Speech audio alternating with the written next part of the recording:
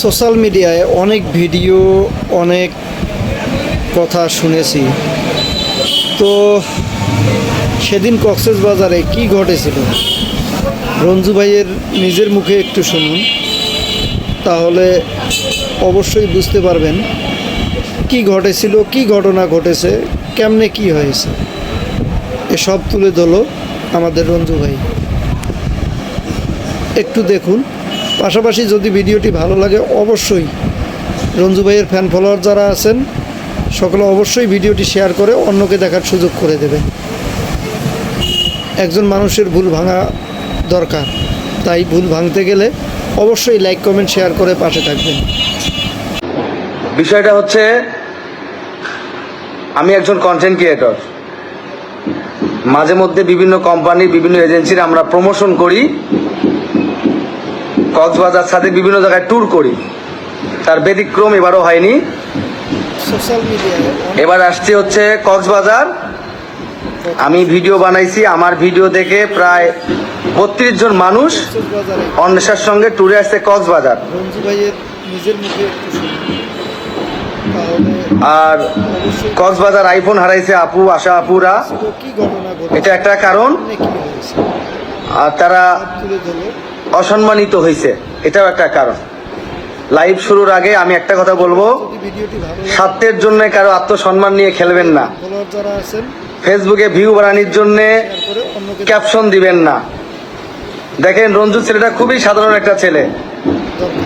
খুবই সহজ সরল একটা ছেলে। অবশ্যই আমি চাইনি এই বিষয় নিয়ে কথা বলতে, আমি ক্লিয়ার করার জন্য আসছি। আমার ভিডিও দেখে 4টা ফ্যামিলি আসছে, আর সব ছেলে পেলে একটা আন্টি আসছে, তার একটা ছোট্ট মেয়েকে নিয়ে আসছে। কুড়িগ্রামের লোক আছে, মিঠাপুকুরের লোক আছে, রংপুরের লোক আছে। কথাগুলো লাইভে ক্লিয়ার করে শুনবেন। আমি একটা কথা মিথ্যাও বলবো না, বানাইও বলবো না, সত্য বলবো। এখন কথা হচ্ছে, সবাই আমার ভিডিও দেখে আসছে, চলে আসছে আমরা কক্সবাজার। জ্যামের কারণে আমরা হয়তো দুপুরবেলা পৌঁছার কথা ছিল, সেই জায়গায় 2:30 বাজতে আমরা আসছি। আসার পরে একটা হোটেলে আসছি আমরা। যারা ফ্যামিলি নিয়ে আসছে, যারা মেয়ে মানুষ আছে, তাদেরকে এক ফ্ল্যাটে রাখছে আমাদের এজেন্সি। তাদেরকে সম্মান রেখে তাদেরকে এক ফ্ল্যাটে রাখার পর আমি, মানিক, মেরাজ, আরো যারা আমার সঙ্গে আসছে, জীবন, তারা সবসময় আমার সঙ্গে থাকে, আমরা ভিডিওর কাজ করি। আমরা অন্য একটা ফ্ল্যাটে গেছি, ক্রাউন পার্ক একটা হোটেল। ওই হোটেলের ম্যানেজার আমাদের এজেন্সিকে মেসেজ করছে যে আপনারা কোথায় ওঠেন, রঞ্জু ভাইয়ের টিমটা আমার হোটেলে রাখবেন, তাদেরকে দিয়ে আমরা একটা ভিডিও বানাই নিব। এই কারণেও গেছি। এবং আমাদের যারা মেয়ে মানুষ আসছে, যারা ছেলে মানুষ আসছে, মানে ফ্যামিলি নিয়ে আসছে, তাদেরকে এক ফ্ল্যাটে রেখে গেছি আমরা। যাওয়ার পর সবাই গোসল টোসল করছে। গোসল টোসল করার পর 1-1.5 ঘন্টা পর আমরা সবাই এক হোটেলে খাইতে আসছি। সবাই খাওয়া দাওয়া শেষ হয়েছে। খাওয়া দাওয়া শেষ করার পর সবাই বিচের পাড়ে গেছে বেড়াবার জন্য। কারণ কক্সবাজার আপনি আসতেন, আপনার টাকা দিয়ে আপনি ঘুরবেন ফিরবেন, কোথায় যাবেন না যাবেন এটা আপনার ব্যাপার, তাই না? সবাই বিচের পাড়ে গেছে, যার যার মতো শেষে ছবি উঠতেছে, ভিডিও বানাচ্ছে। এখন ওখানে আশাপুরেও গেছিল, তাদের সঙ্গে আমার খুব কাছাকাছি দেখা হয়নি, তারা দূরে ছিল, আমিও দূরে ছিলাম। তারা আমাকে দেখলো, আমি তাদেরকে দেখলাম। তাদের সঙ্গে আমার কোনো ভিডিও বানানো হয় নাই, কোনো ছবি ওঠাও হয় নাই। তারা খুব ভালো মানুষ, সমস্যা নাই। আসার পর রাত 7:30টার দিকে আমাকে ফোন করলো, ভাই এটা কেমন কথা? আমি বললাম কি হয়েছে আপা? কয় আমরা আসছি সবাই, আমরা একসাথে ঘুরবো, একসাথে ছবি উঠবো, একসাথে ভিডিও বানাবো। আমি বললাম আপা এটা তো কোনো সমস্যা নাই, আপনারা তো আসেনই। পরে বলতেছে না ভাই, এটা আপনি আমার সাথে 2 নম্বরই করছেন। কি 2 নম্বরই?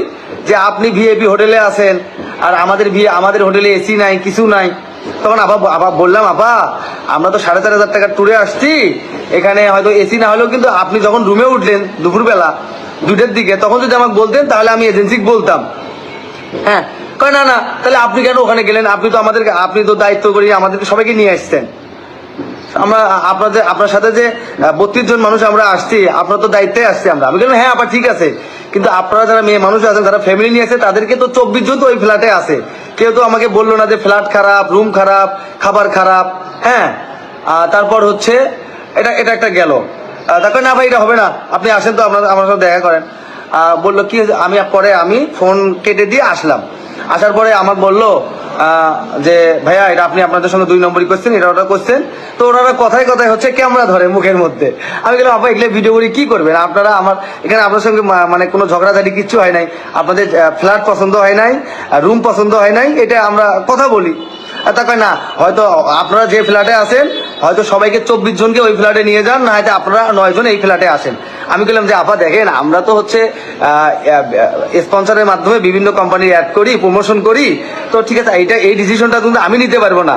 আপনাকে আমি বাসে করে নিয়ে আসলাম কিনা, রুমে থাকতে দিলাম কিনা, 6 বেলা খাবার দিলাম কিনা, এটা যদি আপনার কোনো সমস্যা হয় সেটা আপনি আমাকে বলবেন, আমি সেটা সমাধান করে দিব। হ্যাঁ, তো আমি আমাদের যে ট্যুর এজেন্সির অন্বেষা, আমি মিশুক ভাইকে ডাকলাম। মিশুক ভাইয়ের সঙ্গে ওনারা কথা টথা বলতিছে। তো বলার পরে এক পর্যায়ে মিশুক ভাই প্রশ্ন করলো যে আপনি কেমন এজেন্সি যে আপনি 9 জনকে এক ফ্ল্যাটে রাখবেন আর 24 জনকে আর এক ফ্ল্যাটে রাখবেন, এটা কেমন কথা? এখন মিশুক ভাই আমাদের এজেন্সির মালিক বলছে যে আমি এজেন্সির মালিক, আপনি আসতেন, আপনাকে আমি বাসে করে নিয়ে আসছি, থাকতে দিলাম কিনা, খাইতে দিলাম কিনা, যদি খাবারের মান ভালো নয় সেটা আপনি প্রশ্ন করতে পারেন, যদি রুমের সমস্যা হয় সেটা প্রশ্ন করতে পারেন, আর বাসে আপনি সিট পাইলেন কি না পাইলেন, সামনের সিট দিলাম কি না দিলাম, বা আপনি যখন টিকিট কেটেছেন তখন আপনার কোনটা সিট নিয়েছে সেটা দিলাম কি না দাও, সেইটা। হ্যাঁ, তো মিশুক ভাই বললো যে আমি আমার গেস্টকে কোথায় রাখবো, কাকে কোথায় রাখবো না রাখবো এটা আমার একান্ত ব্যক্তিগত ব্যাপার। কাউকে এসি রুমেও রাখতে পারি, কাউকে এটা কয় না, আমরা কি তাহলে টাকা দিয়ে আসি নাই। পরে 2-1 কথায় বলতেছিল যে তাহলে আমরা এখানে থাকবো না, আমাদেরকে টাকা ফেরত দেন। তো আমি এখন ওনারা যখন কথায় কথায় এরকম ক্যামেরা ধরতেছিল, আমি বললাম যে মিশুক ভাই যে ওনার ব্যাপারটা দেখেন না কি করা যায়। তো 2-1 কথায় ওনাদেরকে টাকা দেওয়ার সিদ্ধান্ত আমরা নিলাম যে টাকা ফেরত দিব। পরে আমরা হোটেলের ম্যানেজার সহ এখানকার আশেপাশে যে দোকানদার 2-1 জন ছিল তারাও বিষয়টা হ্যান্ডেল করতেছিল যে আপনারা এক জায়গা থেকে আসছেন, মীমাংসা করে থেকে যান। তো আমরা একটা পর্যায়ে আবার ডিসিশন নিলাম যে আচ্ছা ঠিক আছে আপা আমরা আসতেছি, আমরা এখানেই থাকি, যদি আপনাদের কোনো সমস্যা না হয়। হ্যাঁ, কোনো সমস্যা না হয়। তো তারপরে আমাদের যে এজেন্সি ওনার এক কথা যে আচ্ছা ঠিক আছে আপনাদের টাকা দেন, টাকায় দিয়ে দিব। পরে ওনারা যে আসছে সেটা আসার খরচ, 2 বেলা খাইছে সেটা খরচ কেটে নেওয়ার পরে ওনারা 5 জনের টোটাল টাকা দিছে হচ্ছে 22,500। এখন ওনারা যে এক ফ্ল্যাটে ছিল সেখানে ছিল টোটাল 26 জন, আর বাকিগুলো সমস্যা নেই, ওনাদের সমস্যা ওনারা টাকা ফেরত নিবে, আমরা টাকা ফেরতও দিলাম। ওনাদের হলো আসার খরচ, 2 বেলা খাওয়া সহ একজনের খরচ আসতে হচ্ছে 1700 টাকা করে। 1700 টাকা করে ওনাদের কাছ থেকে আমরা টাকা কেটে নিলাম 12,500। 10,000 টাকা আমি আমার মানি ব্যাগ থেকে দিছি। এখন আমাদের এজেন্সি বলছে ভাই আপনি আমার মাধ্যমে আসতেন, আমি টাকা ফেরত দিয়ে দিব। হ্যাঁ, আমি টাকা ফেরত দিয়ে দেবো, আমি আপনার টাকা দিচ্ছি। টাকা দিয়ে ওনার চলে গেছে। ওনাদের টাকা দেওয়ার পরে ওনারা ব্যাগটা গুছে নিজে যখন নামছে, আমি রঞ্জু নিজে গিয়ে আশা আপুর বড় আপু সবার সঙ্গে বলছি আপু দেখেন আপনারা যেহেতু আমার ভিডিওর মাধ্যমে আসছেন, আপনিও আমাদের এলাকারই মানুষ, উত্তরবঙ্গেরই মানুষ, যদি আমি ছোট মানুষ, যদি ভুল ত্রুটি হয়ে থাকে আমার ক্ষমা সুন্দর দৃষ্টিতে দেখিয়েন। আমি মাপ চাইছি, সত্যি কথা মন থেকে বললাম ভাই, আদান হচ্ছে, মাপ চাইছি। চাওয়ার পর ওনারা চলে গেছে। আধা ঘন্টা 40 মিনিট পর এসে বলে যে আমরা ফোন রেখে গেছি, ফোন হারাই গেছে। তবে ওনারা যে হোটেলে ছিল, হোটেলের মালিক সহ হোটেলের ম্যানেজার সহ 40-50 মিনিট ওনারা সিসি ফুটেজ দেখলো। ওনারা এখানে থাকতে ওনাদের বন্ধু বান্ধবকে ফোন দিল, তারাও আসলো, প্রায় 1-1.5 ঘন্টা সিসি ফুটেজ দেখা হলো। ওই অবস্থায় রাত চলে গেল, আমরা আমাদের ফ্ল্যাটে গেলাম, আর বাকিগুলো এই ফ্ল্যাটে থাকলো। থাকার পর পরের দিন বিকেলে ওনারা আবার প্রশাসন নিয়ে আসছে। আমরা আবার শুনে আমরাও আসলাম যে যেহেতু আমাদের সঙ্গে আসছে, ফোনটা হারাইছে, ফোনটা তো বের করা দরকার। আমি আজান দিচ্ছি ভাই, আমি একটা কথা মিথ্যা বলি নাই। আসার পরে পুলিশেরা হচ্ছে ফুটেজ দেখলো, দেখার পর যে ছেলেকে রুম বয়কে সন্দেহ করছে, ওনারা যাওয়ার পর যে রুম বয় ঢুকছে তাকে সহকারে আশাপুরে সহকারে ওনারা থানায় গেল। থানায় যাওয়ার পর দুই পক্ষকে হয়তো জিজ্ঞাসাবাদ করছে, ফোনের আইপি নাম্বার টাম্বার দিয়ে চেক টেক হয়েছে। হওয়ার পরে ছেলেটাকে হয়তো সন্ধ্যাবেলা ছাড়ে দিছে, ছাড়ে দেওয়ার পরে চলে গেল। এই হচ্ছে মূল ঘটনা। পরে আশাপুরে নাকি আমাদের সঙ্গে যারা আর অন্য মেয়ে মানুষরা আসছে, ফ্যামিলি আসছে, তাদেরকে বলছে যে রঞ্জু ভাই কেন আমাদের সঙ্গে ভিডিও বানাবে না, রঞ্জু ভাই কেন আমাদের সঙ্গে ঘুরবে না, আমরা সবাই একসাথে ঘুরবো। তো ওনারা ওই পুলিশরা ওনারা নিয়ে যাওয়ার পরে ওনাদের সঙ্গে আর আমার কোনো যোগাযোগে নাই, বা ওনাদের কাছে আমি ভুল স্বীকার করলাম। তারপর থেকে ওনারা আমার কোনো কিছু বলেনি। আমি নিজের থেকে আবার ছোট হয়ে আশাপুরের ফোনে যখন ওরা এখানে আসলো, আমি বললাম আপু ফোন কি এখন কি করো না, ভাই আমরা খুঁজতেছি, ব্যবস্থা দেখতেছি।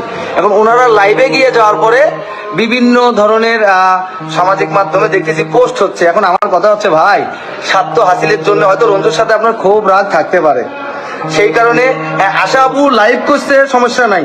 ওনার যে ফোনটা হারাই গেছে এটা সবকিছু ঠিক আছে, কিন্তু ওনাকে মানসিকভাবে কখন অত্যাচার করলাম, কখন আমরা টর্চার করলাম, এমনটা কোনোদিনও হয় নাই ভাই। কোনো